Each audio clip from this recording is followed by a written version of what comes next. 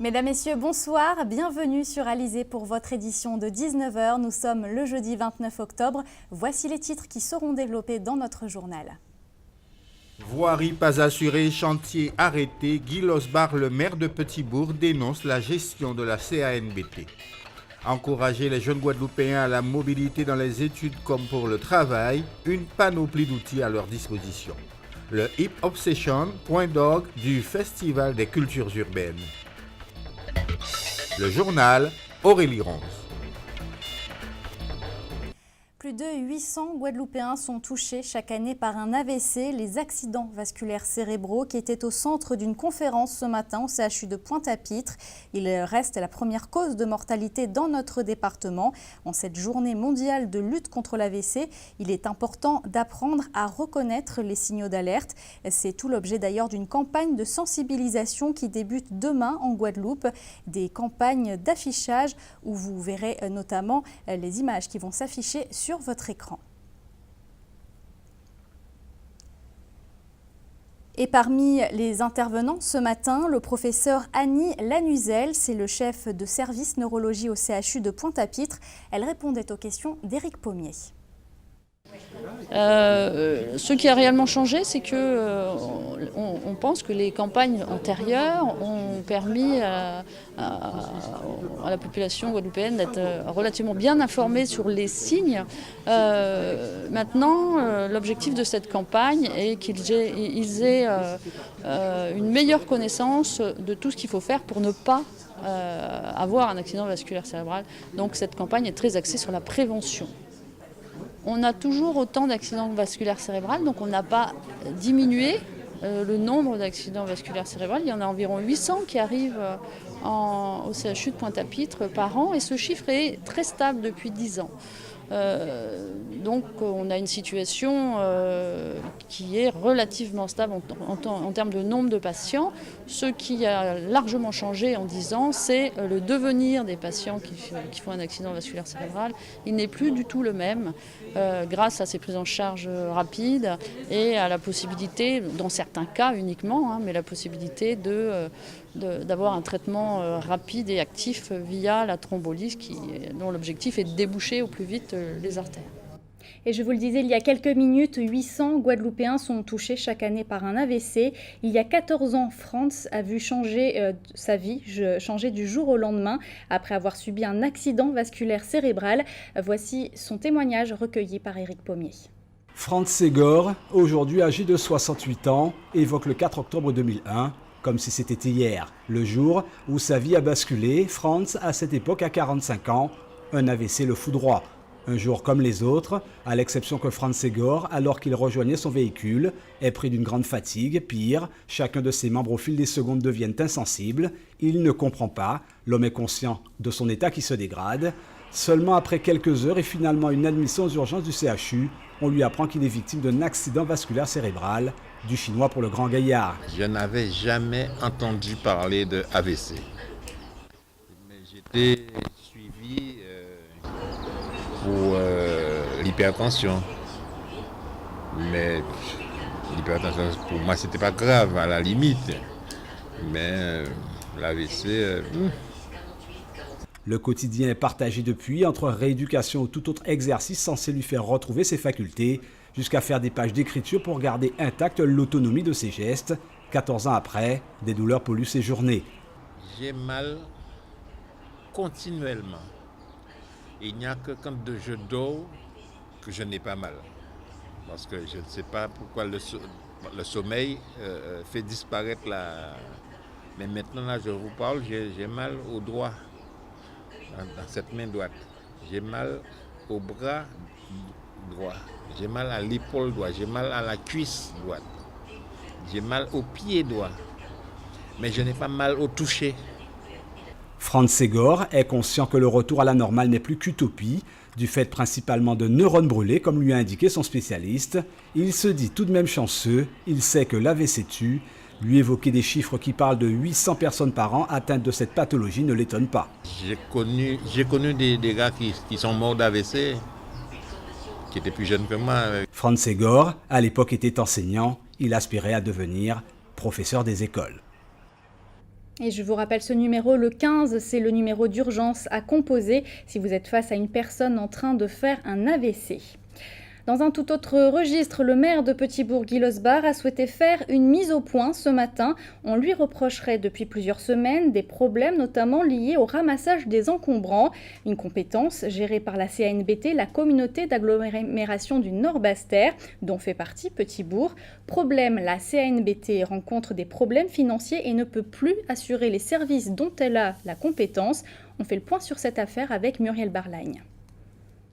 Depuis environ 8 mois, certains services à la charge de la communauté d'agglomération du Nord-Bas-Terre ne sont pas assurés. À Petit-Bourg, les transports La Corniche d'Or ne passent plus. Ce sont des navettes clandestines qui ont pris le relais. Les déchets s'accumulent le long des routes, ce qui favorise la prolifération des rats. Le maire Guy Losbar s'est adressé à la presse pour faire le point sur cette situation. Aujourd'hui, il cherche à résoudre le problème par ses propres moyens. Nous avons dû prendre donc des solutions en disant qu'à compter de nous allons donner une date où il ne faudra plus mettre d'encombrants au bord donc, des routes puisque le ramassage n'est pas effectué. Nous allons mettre en place une brigade verte avec la police de manière à sanctionner. Il y a 5 niveaux donc, de sanctions. Cela peut aller jusqu'à 1 700 € pour toute personne prise en flagrant délit. Et de même, nous allons également assurer une surveillance donc, des sites importants tels que Viard à l'entrée donc, du centre-bourg, prise d'eau, également d'Aubin pour citer que ces sites. Depuis un an, le maire de Petit-Bourg a aussi pu constater l'arrêt de chantiers importants, eux aussi portés par la CANBT. Il s'agit de la nouvelle base nautique de la Pointe-à-Bacchus et de la piscine intercommunale. Ces arrêts auraient été décidés sans concertation. S'il y a une rupture de communication entre les deux parties, elle ne viendrait pas de Guy Losbar. Ce dernier n'a cessé d'envoyer des courriers à la CANBT et se dit prêt à collaborer pour trouver des solutions. Il est vrai que depuis quelques mois, on nous invite plus au niveau donc, des différents bureaux, mais comme je l'ai toujours dit, nous sommes prêts à travailler. Et d'ailleurs, mes membres de Petit-Bourg participent aux différents conseils communautaires. Souvent, c'est même nous qui permettons qu'il y ait le quorum. Donc vous voyez qu'il n'y a pas donc, de souci à ce niveau-là. La CANBT ne devrait s'exprimer en public que dans quelques jours pour apporter des explications. Récemment, son président Jocelyn Sapoti, qui a succédé à Guy Losbar, a parlé d'augmenter les impôts pour redresser la situation financière. Selon le deuxième avis de la Chambre régionale des comptes de la Guadeloupe rendu le 13 octobre 2015, son budget primitif affiche un déséquilibre prévisionnel de près de 2 800 000 € pour le budget principal. Selon Guy Losbar, ce déficit n'est pas de son fait, puisqu'il avait laissé la communauté d'agglomération avec un excédent. Cette journée en Guadeloupe était également consacrée à la mobilité internationale, un rendez-vous qui se déroulait à la Cité des métiers du Rézé. Certains Guadeloupéens font en effet le choix d'étudier ou bien travailler à l'étranger. Le reportage de Patrick Curie et de Anne-Elisabeth Artsen. Odia a des envies d'ailleurs. Ne trouvant pas son bonheur professionnel sur notre territoire, elle envisage un départ à l'étranger. La journée de la mobilité internationale est donc l'occasion pour elle d'obtenir les informations nécessaires pour cette aventure. Aujourd'hui, je suis venue parce que déjà c'est le Pôle emploi qui m'a conviée. Ils m'ont envoyé une invitation pour venir à la journée mobilité. Et comme je suis à la recherche d'un emploi assez stable, et c'est assez difficile de trouver en Guadeloupe, donc je me suis dit pourquoi pas voyager et voir d'autres zones pour pouvoir faire mon projet d'avenir en fait. L'Agence de l'Outre-mer pour la mobilité, partenaire privilégié à l'international, propose à tous les candidats au départ divers dispositifs d'accompagnement. La DOM intervient essentiellement sur la mobilité. Donc les différents dispositifs, 3 grands dispositifs en gros, qui sont la continuité territoriale, qui concerne les bons de réduction d'avion, donc sur les billets aller-retour vers la métropole. Simplement qu'il faut savoir que toute personne sous ces conditions de ressources peut avoir droit à ce bon, quel que soit le statut, demandeur d'emploi, étudiant ou autre. Donc nous avons aussi le passeport mobilité études, donc, qui est un dispositif pour les étudiants qui leur permet de bénéficier également du billet d'avion à 50% ou à 100% selon qu'ils soient boursiers ou non. Donc aussi dans la condition que la filière visée n'existe pas en Guadeloupe ou qu'à la limite qu'elle soit saturée. Et la formation professionnelle, donc c'est un service qui est attribué aux demandeurs d'emploi. Donc nous avons tout un catalogue de formations qui couvre différentes branches, pour des formations qualifiantes pour la plupart, donc qui donnent droit à des titres professionnels. Un dispositif bien rodé qui a permis à de nombreux Guadeloupéens de poursuivre leurs études hors de nos frontières grâce à un suivi tout au long de leur parcours. Alors, le plan Initiative Jeune, c'est un dispositif dont j'ai bénéficié il y a déjà de cela plus de 10 ans, donc pour mes études à Trinidad. Donc on vous demande de proposer un projet, il faut qu'il soit bien ficelé avec le nom de l'école, avec un logement sûr, un pays de destination, une assistance sur place de manière justement à valider le dossier.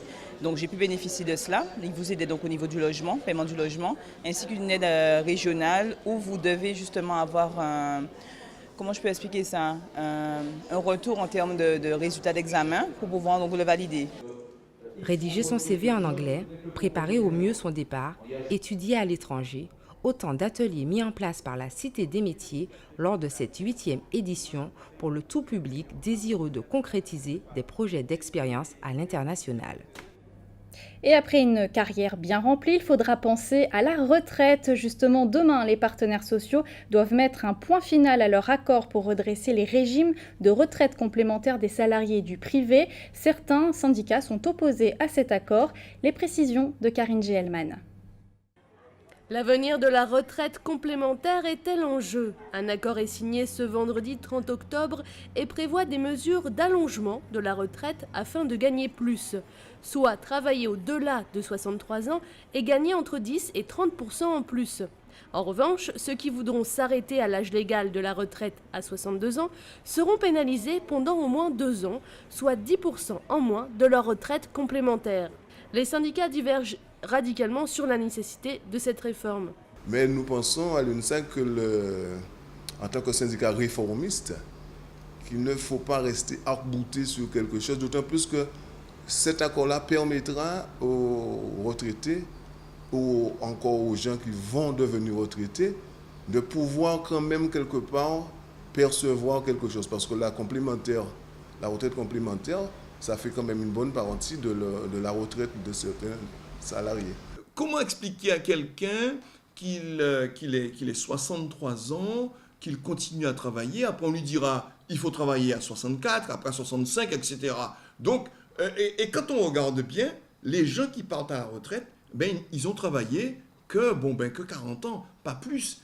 Alors qu'aujourd'hui, on veut les faire travailler plus. Essayez de deviner quelqu'un qui trouve un vrai travail, avec un vrai salaire, à 30 ans ou à 31 ans, parce qu'on trouve des jeunes aujourd'hui qui n'ont pas de travail. La moyenne, je crois, ils trouvent un boulot sérieux entre 28 et 30 ans. Alors, si à 30 ans, on trouve un boulot et il nous faut travailler 42 ans, ça nous fait, vous vous rendez pas compte, 72 ans pour aller à la retraite. La réforme devra entrer en vigueur en 2019. Les premiers concernés, ceux âgés de 58 ans aujourd'hui. On y trouve les sièges de Pôle emploi, de la CAF, de la DAL ou encore le SDI. Cela ne vous a sans doute pas échappé. Le parc d'activités de Providence aux Abîmes est en plein développement. Une réunion a d'ailleurs lieu ce soir pour faire un point de situation depuis le début de l'année. Karine Gielman a voulu savoir pourquoi cette zone était aussi attractive. D'un champ de canne à un terrain vague, la ZAC de Providence veut devenir un centre attractif de l'e-business et du développement durable étendu sur 90 hectares. Malgré un cahier des charges contraignant, les entreprises ont accepté le défi. L'ensemble des acteurs économiques qui ont fait le pas de s'implanter sur ce parc d'activités, d'avoir la certitude quelque part que leur actif va être tenu dans le temps parce que l'espace public est bien tenu, géré dans le temps, avec derrière une volonté d'avoir des cibles environnementales choisies, atteintes, pour qu'on ait vraiment un respect de l'environnement. Il suffit simplement de regarder les cahiers des charges qui sont, les architectes nous le disent, un peu contraignants, mais on ne construit pas pour demain, on construit pour après-demain. Pas de compétition en vue avec la Technopole en cours de la commune de Bémao. Nous avons la chance d'être avec Bémao dans la communauté d'agglomération Cap Excellence, ce qui fait qu'il y a une complémentarité des projets. La zone d'activité de Providence est plus dans l'agrotransformation, dans tout ce qui est agrotransformation, dans tout ce qui est pôle logistique et transport. Vous avez vu qu'autour de l'aéroport, de la zone aéroportuaire, nous avons favorisé l'implantation de grandes enseignes en matière de logistique. Pôle administratif pourvu, un pôle commercial et tertiaire en cours. Sur les 20 sociétés présentes, 60 sont encore attendues.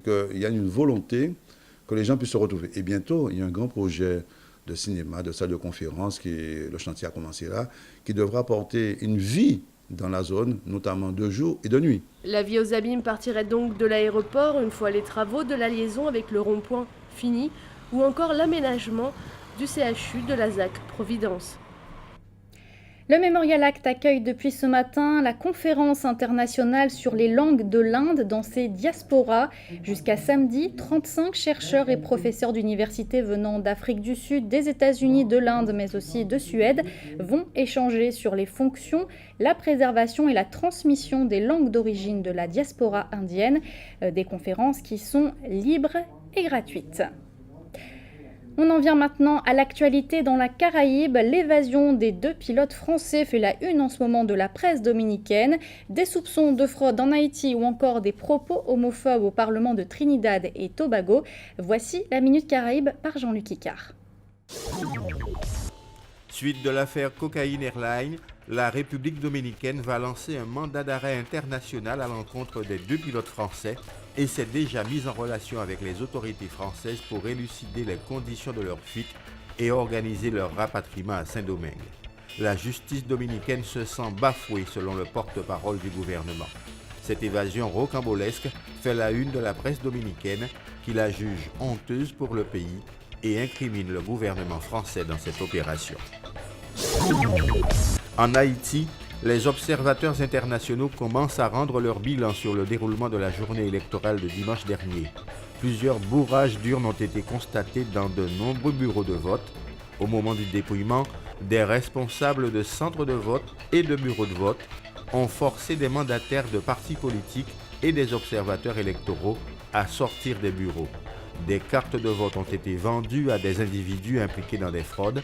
Toutes ces irrégularités sont relevées dans un rapport préliminaire fourni par le Réseau national des droits humains et le Réseau Solidarité des femmes haïtiennes. Homophobie au Parlement à Trinidad et Tobago. Des railleries ont été portées sur le député de l'opposition Barry Paradaf. Après un discours de Paradaf, Daryl Smith, ministre du Sport du gouvernement, a remercié Paradaf pour son intervention comique en le comparant à une princesse en raison de sa prétendue manière efféminée. Plus tard, la page Facebook du député a été piratée avec de nombreux propos homophobes. Paradaf a alors injurié ses adversaires. La coalition trinidadienne pour l'inclusion de l'orientation sexuelle a alors déclaré que les 2 partis étaient en faute en raison des injures tenues de part et d'autre. Retour en Guadeloupe avec le Festival international des cultures urbaines qui s'est ouvert hier soir avec la 8e édition de Hip Hop Session. C'est toute la culture urbaine qui est mise sur le devant de la scène jusqu'à samedi dans notre département. Cet après-midi, des masterclass avaient lieu au Palais des Sports du Gosier, des stages de hip-hop suivis avec attention par Anne-Elisabeth Artsen et notre stagiaire Esmeralda Grel. Kicker, lever, poser, répéter inlassablement les mêmes pas pour les assimiler. Voici l'objectif de ce stage de danse animé par Ike.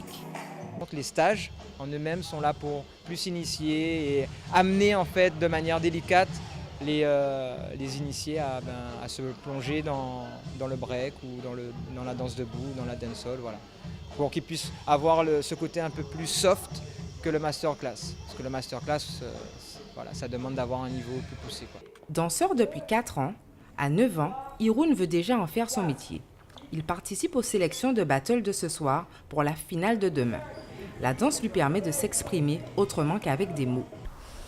Ça m'a apporté ça m'a donné j'ai progressé et ça m'a donné plus confiance en moi pour mes battles. Je fais de la danse parce que j'aime bien et ça bouge beaucoup. Petit comme grand, premier pas aux danseurs confirmés, les passionnés de danse sont venus acquérir les bases nécessaires pour poursuivre la pratique de la danse. Travailler sans relâche pour la maîtrise des mouvements permet aux danseurs de pouvoir s'adonner à leur passion plus librement. Et sachez que des masterclass se dérouleront également demain au Palais des Sports du Gosier. Découvrons à présent une discipline pratiquée par plus de 25 millions de personnes à travers le monde, le futsal. Comme son nom l'indique, il s'agit de football en salle. Alors les règles sont un peu différentes en raison notamment du terrain qui est plus petit. Le tout premier championnat de futsal en Guadeloupe a débuté d'ailleurs hier soir. Éric Pommier a enfilé ses baskets pour suivre les premiers matchs.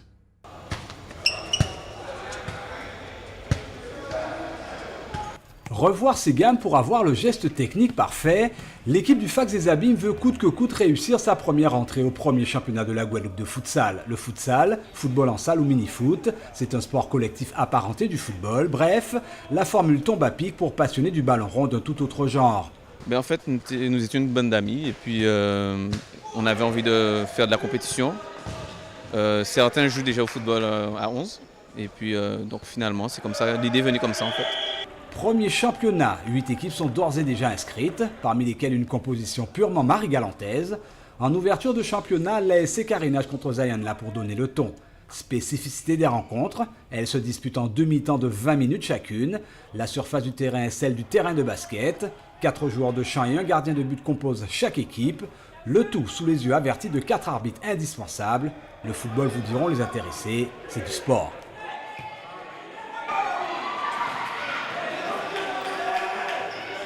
Oui, très physique, c'est très cardio et puis il faut monter, descendre et puis voilà, c'est surtout ça.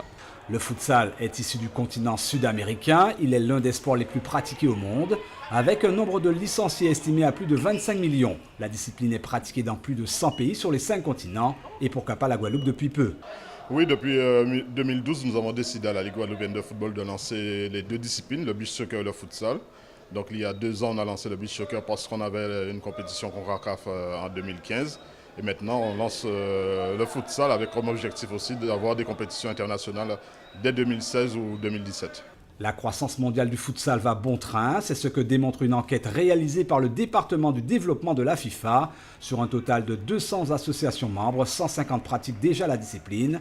Les chiffres les plus significatifs dans l'ensemble viennent de la Confédération africaine de football, où, il y a 6 ans, seulement 21% des fédérations pratiquaient le futsal. La proportion en Afrique est aujourd'hui de 53%.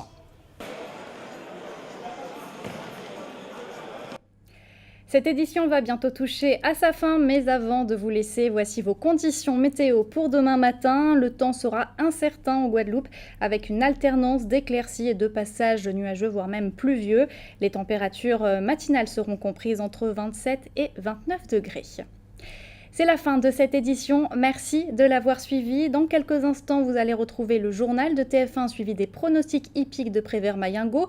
Vous retrouverez ensuite un épisode de Camping Paradis. Pour ma part, je vous donne rendez-vous demain à 12h30 pour votre édition de la mi-journée. Je vous rappelle également que l'actualité continue sur notre site sur le www.alizé.com. Excellente soirée sur Alizé.